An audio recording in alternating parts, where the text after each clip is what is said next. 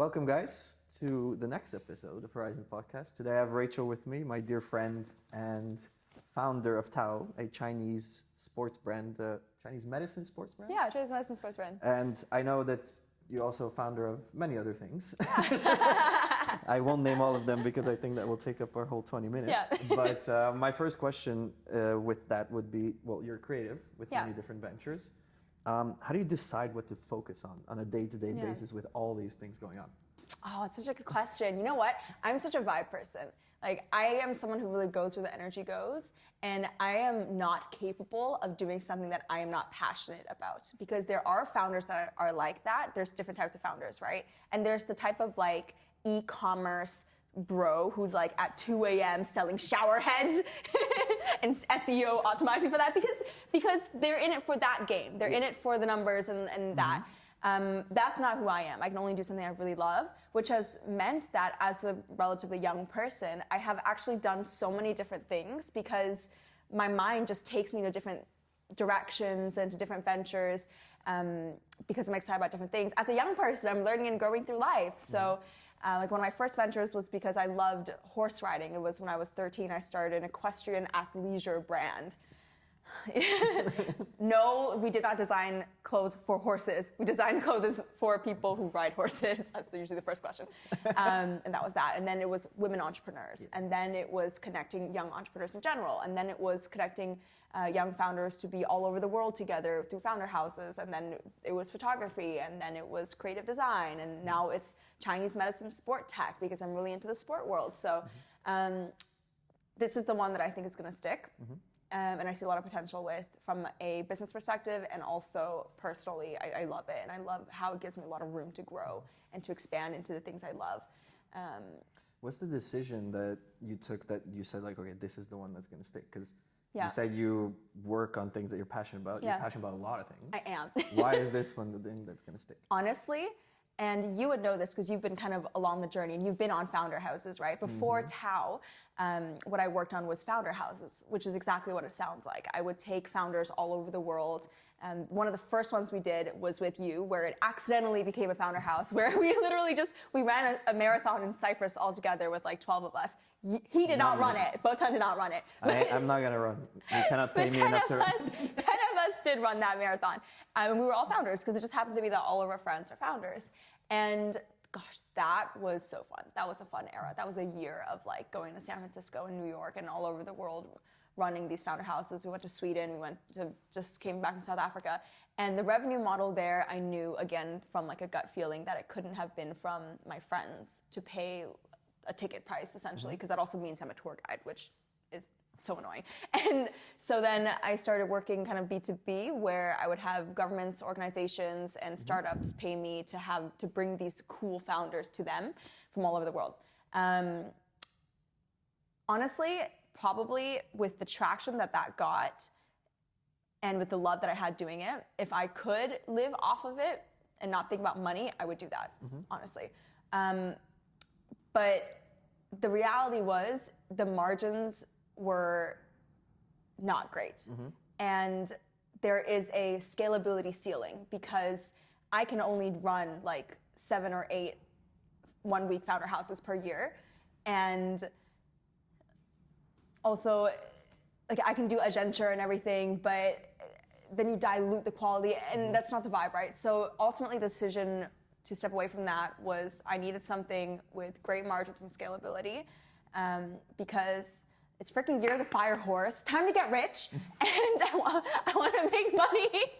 I spent the past 3 years doing things I love that didn't make money, so now I'm trying to find the divide, because we do need to do that, and I do believe we can have fun while making money. So working with Chinese medicine, I am Chinese, that's super fun. Working within the sports world, I love. It's been my identity the past 2 years. And with Chinese medicine, I'm also expanding right now into prototyping for products for women with period pain. And that falls under that category as well, because I also am super passionate about women still. So it covers such a wide trajectory that I feel like I can have a lot of fun with it. Great margins, great scalability. So that was the decision. But long story short, it was a financial calculation to mitigate, and also how much do I want to spend, how much do I want to monetize something I love, right? Fair. Yes, thank you for coming back to the point. That was going to be my question. So you said Yeah. a lot of things, but that one specific thing was Yeah. then to decide that this is the point in my life Yeah. that I actually want to make something or Yeah. make money with something that I Yeah. love. You mentioned China. Yeah. You grew up in China, right? I grew up in Canada never know. and China. Yeah, I have a very American accent because I grew up in North America. Yes. Well, partly, and then partly in China as well. But many years in China, I am Chinese. I knew That's you my were an home. entrepreneur in China. Yeah. That was going to Yes. be my main Yes. point. My question is, living in China, being an entrepreneur in China, what hasn't the EU figured out that China has in terms of entrepreneurship? If you could, so I know there's a much. lot, but if you could pinpoint a couple that you think are important in today's world.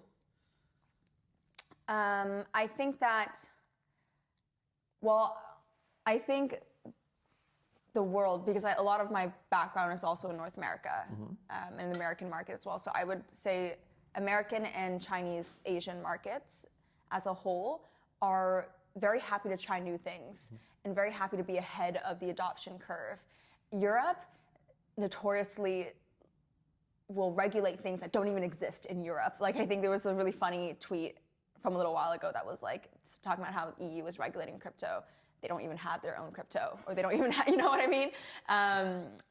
So I think being ahead of the adoption curve is one.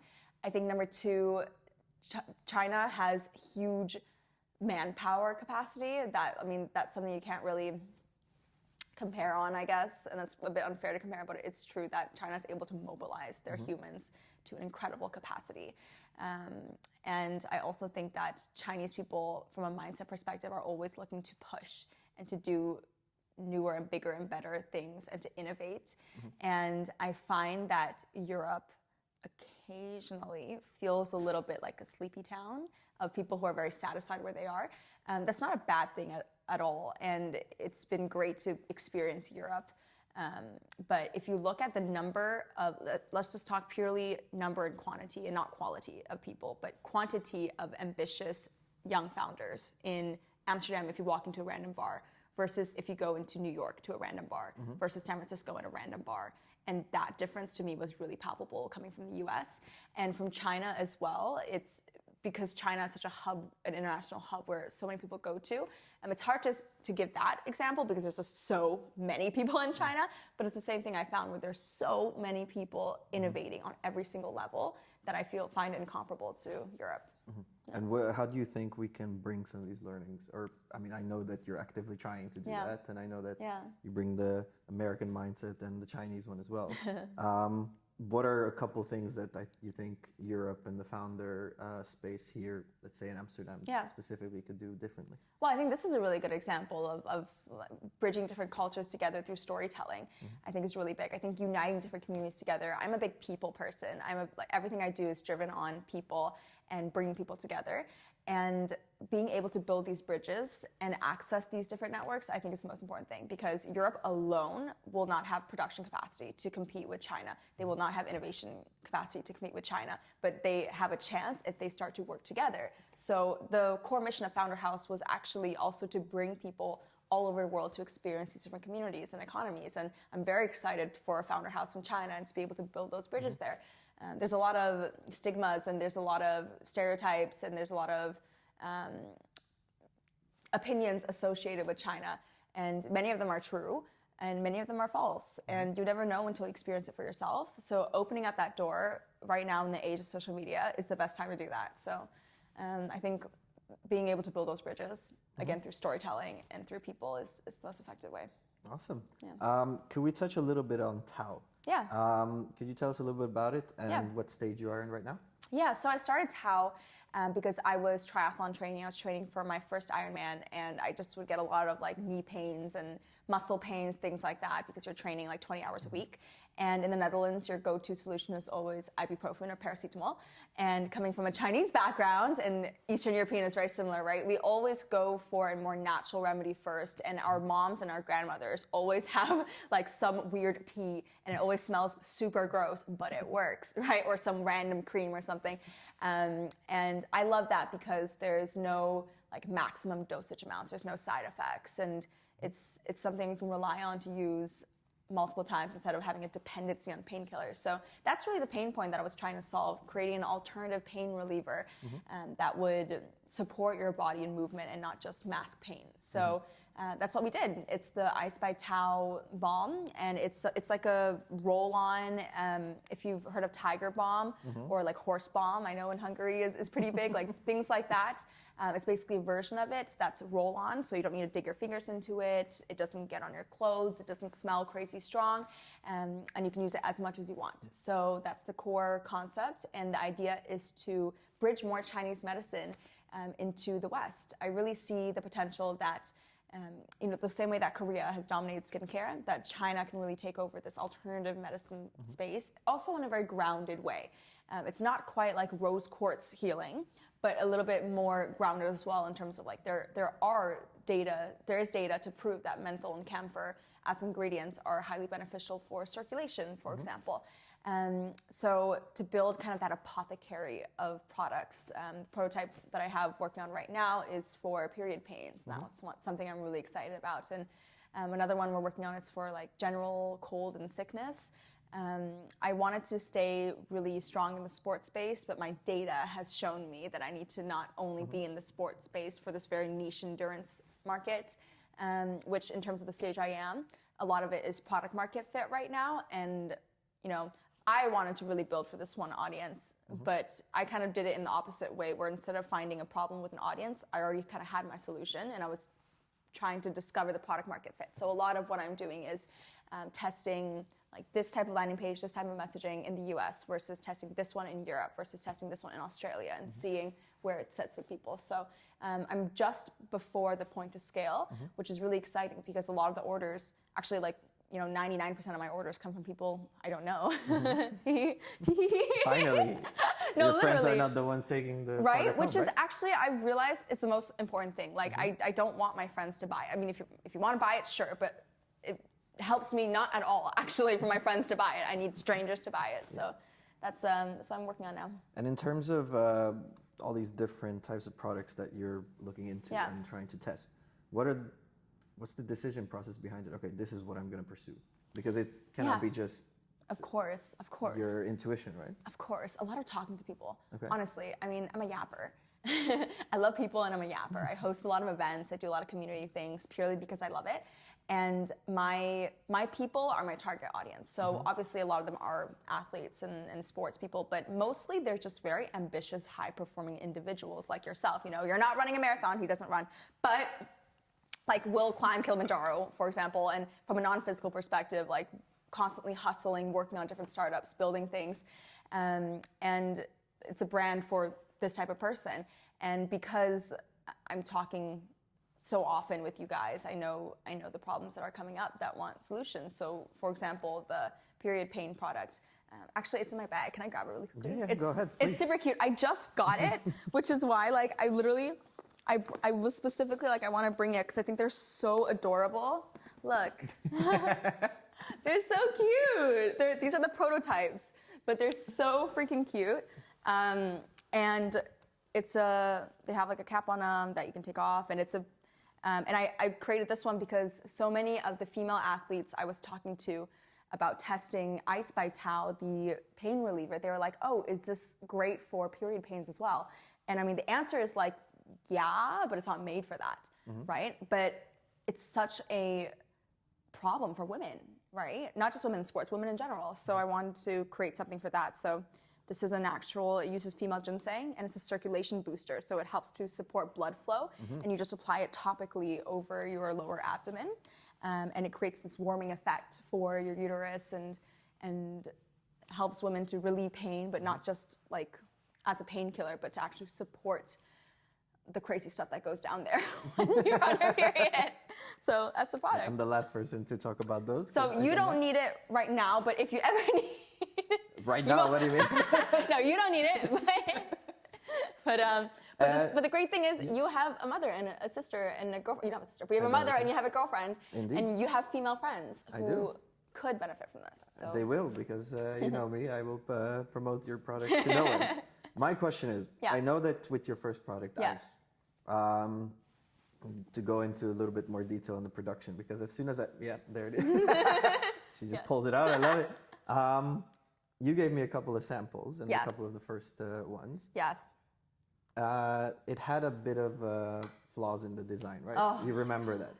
And when I opened this, I thought the same thing. Yeah. My question is, how did you iterate? How did you solve that in terms of those? Oh my God. The first batch for I Spy Tao was a freaking nightmare because, like, bro, the cap would just split in half. And this would like not, like, it would, so many different design flaws. So part of the learning process, right? And so I can tell you already, like, these bottles are much higher quality. Like, I feel like you can feel them when you like touch them, that this one is much higher quality. If you handle that too roughly, it will break. Not even too roughly. If you handle it slightly with intention, it'll pop off. Yeah, and still exploring options. These aren't the final packaging for sure, but gosh, it sucks to, like, it's a terrible gut feeling to have a product that is not 100%. The shame is that I had, and this was such a rookie mistake on my side, that I had spent so much time and effort and love developing the actual product, like the balm itself, and making it, I mean, I didn't have to do a lot of iteration there because it's an existing Chinese medicine product, but making it so that the color doesn't get everywhere and the residue doesn't stick on your clothes and all of that was my focus. So I was like, oh, a package is a package, a bottle is a bottle. Mistake. What would you do differently once what are the learnings if someone else can take away, maybe for also different products applicable? I was really trying to rush things. I think we are taught a lot in the startup world to just agile, MVP, get it out there. I rushed it too much. I for sure rushed it too much. I mean, you know me, that's my personality. I want things done yesterday. China speed. But yeah, so I wish I had done things with a bit more intention. I wish I also had brought someone on board or at least interviewed someone or asked questions to someone who was a logistics expert, because I am not a logistics expert. And I have this huge gaping hole of knowledge there because when I did a consumer product good for the first time, it was clothing. And clothing, it's very easy.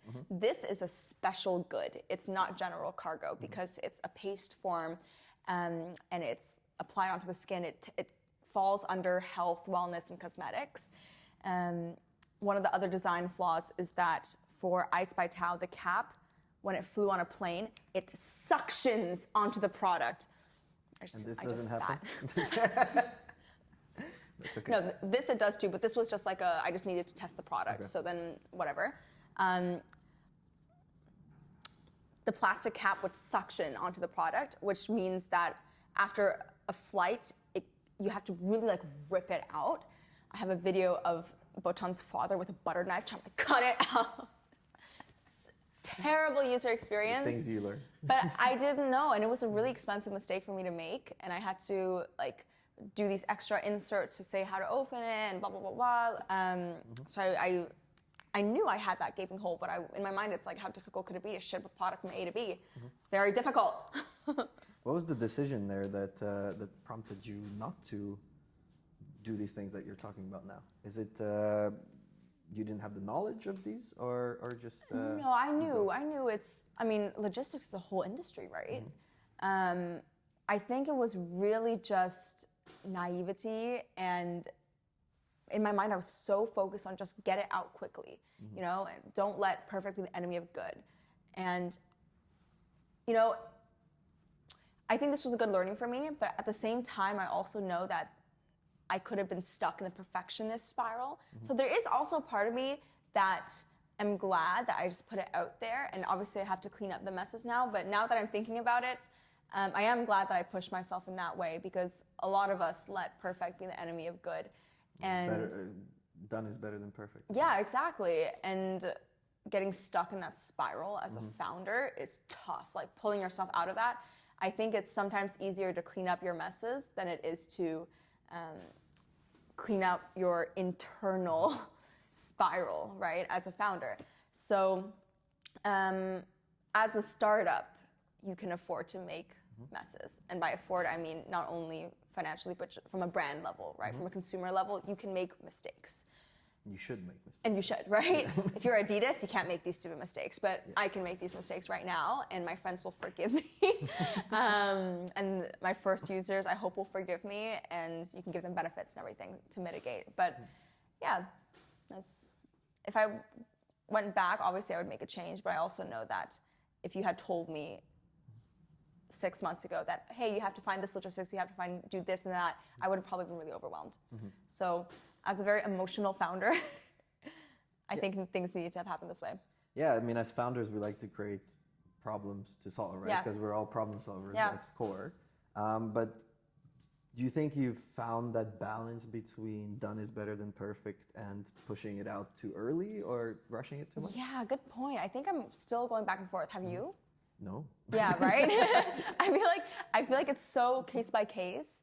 I think I also have certain eras. Like the past 6 months, I've been very just do. And then actually the first 3 months, and then in the middle 2 months, I was really like, okay, hold back. And now I'm back again in go, do. So maybe it fluctuates. And were you able to take any learnings from that first go? Are you doing anything differently in this phase of go? Yes, actually. And it's something that friend of ours and a very close mentor for me for Tao has said to me. He said to do some intention journaling every day. So now when I sit down to work, I will physically write down my intentions for what I'm going to do in the day. And at the end of the day, I'm going to also write down and reflect on what happened and also the intentions for tomorrow. Because I think as founders, we're so used to problem solving, right?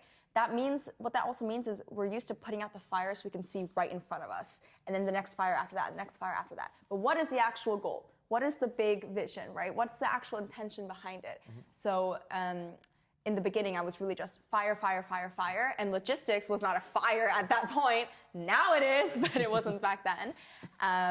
So I think the takeaway is to keep the intention alive. Yeah. Intention. Yeah. That's a very powerful word, isn't it? Yeah. Is there any parts of your life that intention, that you take the learnings from that and apply the same kind of intention to? Oh yeah, totally. I mean, Ironman training, I can go on and on about, and it's really a great example of intention because and I love sports as an example of this because sports is a zero-sum game, right? It's a pass-fail basically. It's like you have one clear objective and goal. The watch doesn't lie. Exactly. The timer doesn't. Exactly. With a startup, it's so difficult and there's so many variables. So in sports, my goal is to finish the Ironman, right? And so every day that means today I have a 1 hour bike. Tomorrow I do a 3 hour run. The next day it's a 1 hour swim, whatever. And those tiny little moments, you're only thinking about that tiny little thing and putting out that tiny little fire. But I would not be putting in the 20 hours a week if I didn't have that clear intention in mind.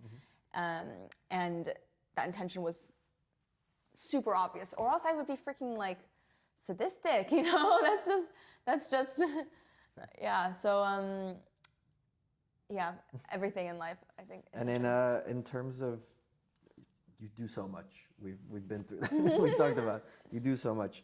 That also comes with negativities. Obviously, you fail sometimes, and this is a very rigid schedule that you have. The 20 hours training, everything like that. Do you also give yourself space to not complete this? I didn't journal today, or doing things. How does that affect you? Yeah. If you don't meet your own standards, if I could. That's a great way to put it. Not meeting your own standards. And I think as founders, and ambitious people, we have high standards for ourselves. And I very often don't meet my standards. I'm going to refer back to Ironman training and what that's taught me, because I think in my trainings, I basically 80% of the time don't really hit my goals, as in, or I don't hit them easily, right? Like yesterday I was on a swim. You're a swimmer. We swim together. And I'm not the fastest swimmer, but I try really hard. And I will 10 repeats of 100 meters and I will miss it twice, or 3 times, or 4 times, or 5 times, or literally 8 times. But I know that me as a person, I'm very comfortable with setting a goal that is just out of my reach. That's my comfort zone, and I enjoy that.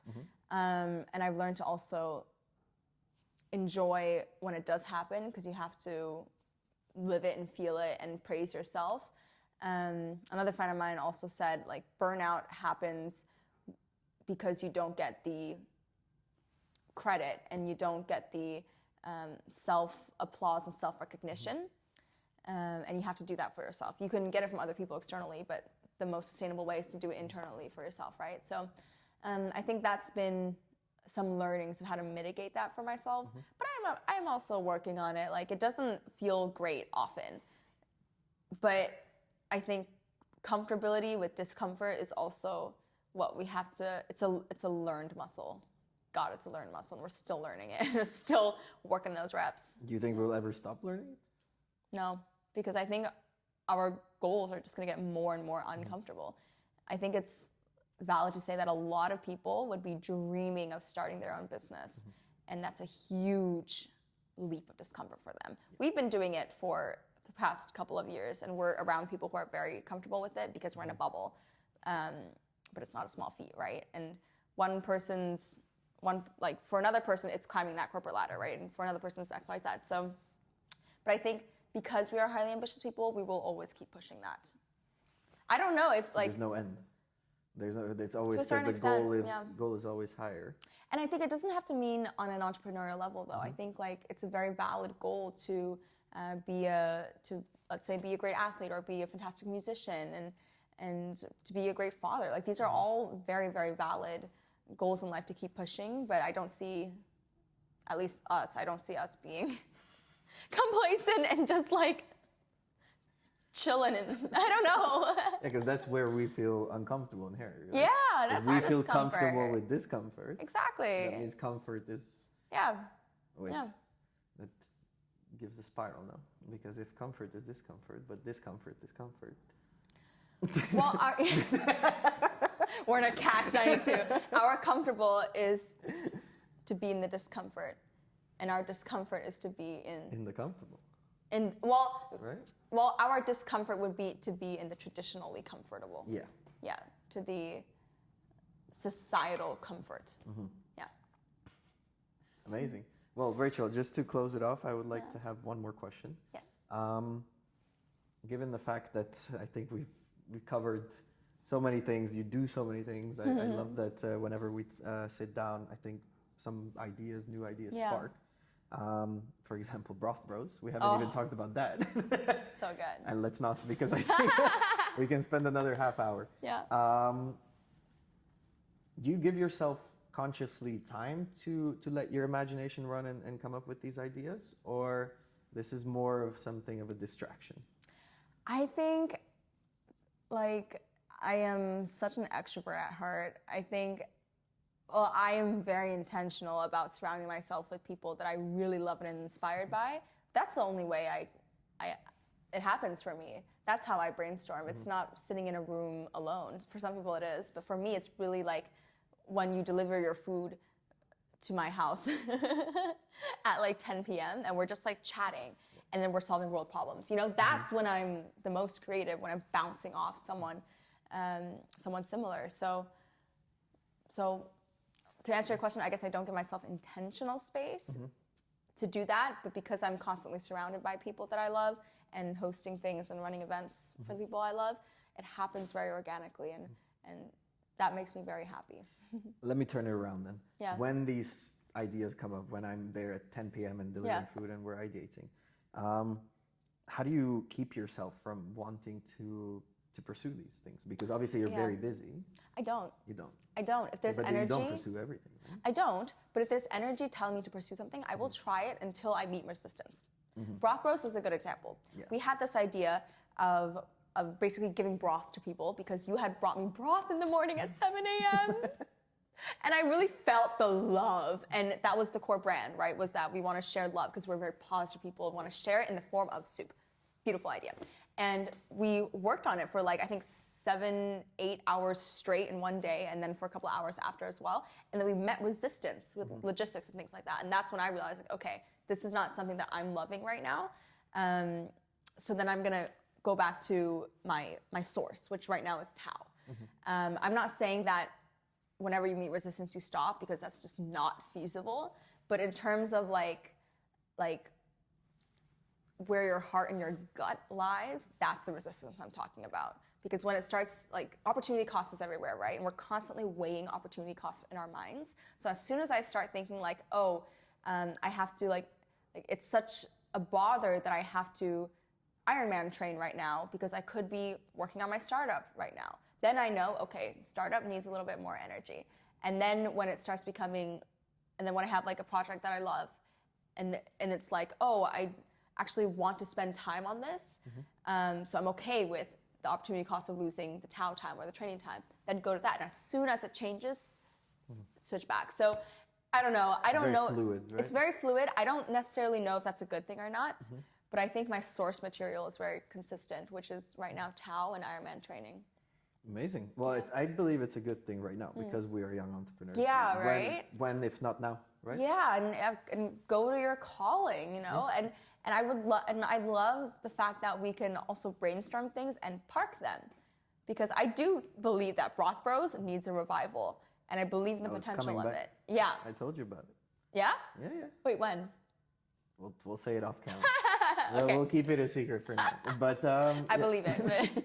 Thank you so much for coming, Rachel. Of course. It's always a pleasure. I think we have to continue this at the next episode because we have so much to talk about. Oh, yeah. Oh, but you and I could yap. Oh, for sure. We could yap. I also like. Put up a camera and. I really want to ask you back. I should have asked if that was okay. We'll switch seats next time. Yeah, great. Okay, deal. Amazing. Switch seats next time. Thank you so much, Rachel. Thank and thank you guys for watching this episode. And stay tuned for the next one.